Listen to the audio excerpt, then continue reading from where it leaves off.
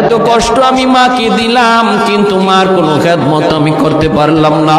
আমার মার ঋণ আমি শোধ করতে পারলাম না।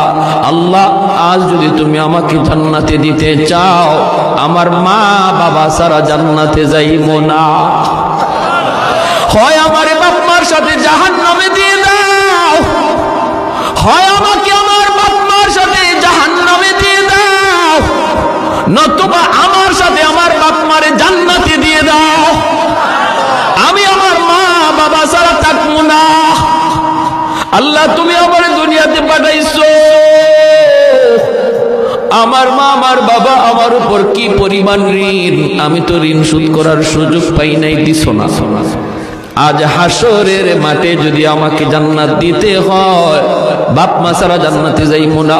রব্বুল আলামিন তখন বলে, বান্দারে, আমি আল্লাহর আদত হচ্ছে জাহান্নামীকে জান্নাতে দেওয়া, কিন্তু কোন জান্নাতীরে জাহান্নামে দেওয়া এটা আমার আদত না।